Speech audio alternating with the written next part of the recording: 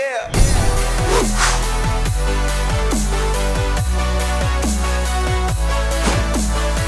Welcome back to the Gridiron Expert, bringing you some of the best college football news, predictions, and analysis.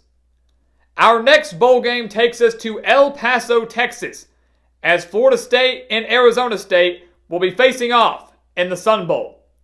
A game featuring two programs that had a lot of promise at the beginning of this season, but ended up falling just short.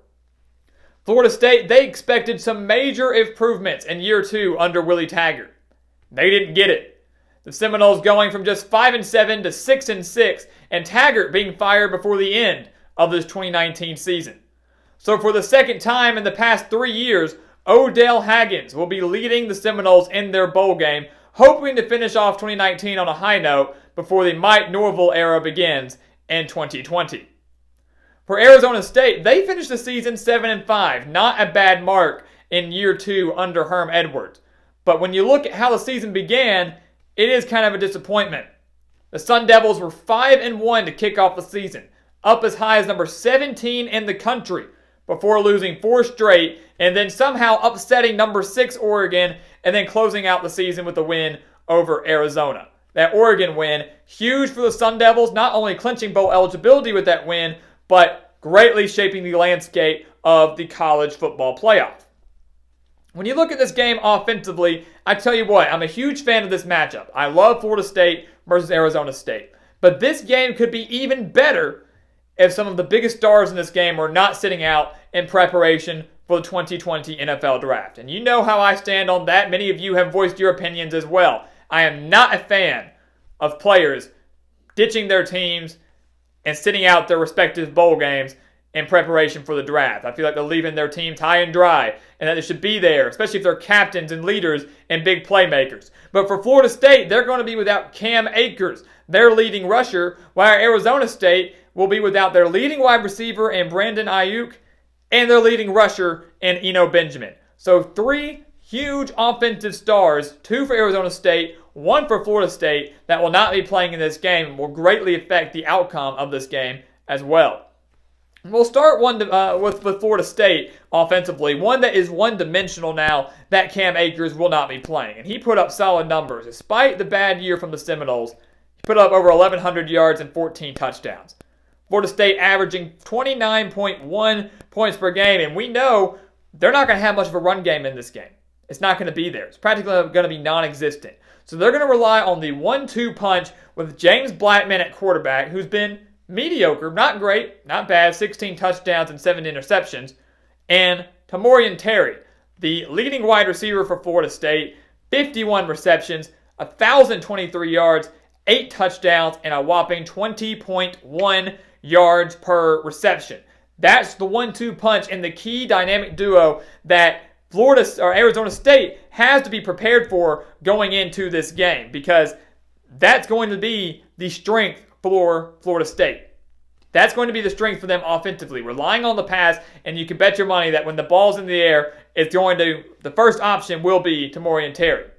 They're averaging 269.4 passing yards per game, and they're going to have to get that and maybe then some if they want to beat the Sun Devils, who right now are a slight favorite in this Sun Bowl. For Arizona State, we mentioned they're without Brandon Aiyuk, who put up insane numbers this year, over 1,100 receiving yards and 8 touchdowns. They're without Eno Benjamin, their leading rusher, one of the better running backs in the entire Pac-12, over 1,000 yards on the year. So like Florida State, they're going to rely on their passing game. They're not going to have much of a run game. They'll have, a slight edge there than Florida State. But I feel like they're going to rely more on their pass game, trying to utilize those other receivers other than Aiyuk, who torched Oregon, a major reason why the Sun Devils ended up pulling off the upset over the Ducks. But they are led by JAYDEN Daniels, who has been one of the better players, in my opinion, in the Pac-12 this season. I think he surprised a lot of people coming in as a true freshman quarterback. Over 2,000 yards, 2,700 yards, I should say, 17 touchdowns, and just 2 interceptions. So JAYDEN Daniels knows how to take care of the football. And those stats could have been a little bit better had he been fully healthy for the entirety of this season.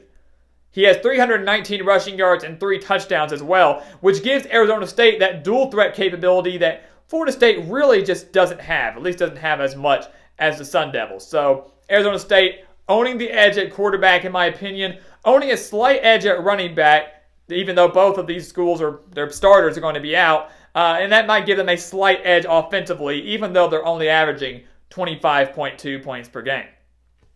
Defensively, this is the difference maker for both teams. You could expect maybe both of these offenses to struggle a little bit because their star players are going to be sitting out, because their leaders are going to be sitting out. So you may see the defense be the difference maker because they're going to struggle so much. Florida State and Arizona State fairly even here.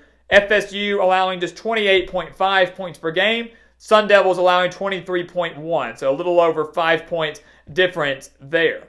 Florida State, they're allowing 283.5 passing yards per game while allowing 152.5 rushing yards per game. So that 152 mark, not very good, but you do question how dominant, how productive can the Arizona State rushing game be? Is it going to be there? Is it going to be existent without Eno Benjamin? Will Jaden Daniels put up some big numbers? Or will they find someone else to kind of carry the load on the ground?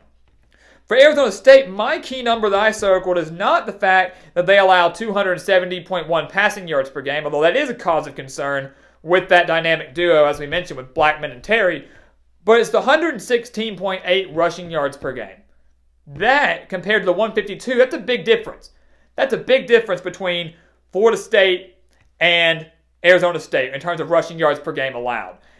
When you look at this and you realize that Florida State's probably not going to have a rushing game, it's practically going to be non-existent unless Odell Haggins can come up with something brilliant, then that basically tells me that Arizona State defensively only has to focus on the pass, and if they can get to James Blackman just a little bit, create a little pressure, and maybe do a double team on Tamorrion Terry, then this FSU offense could struggle mightily, much like we've seen in multiple games this year. There were some games where their offense looked great, looked like they had turned a corner.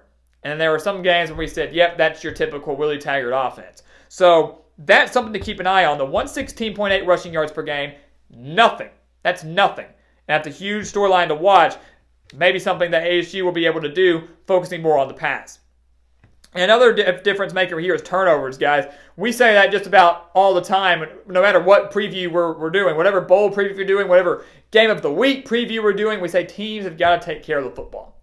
And that sounds cliche, that sounds obvious, but as we've said before, we wouldn't say it if people were doing it all the time.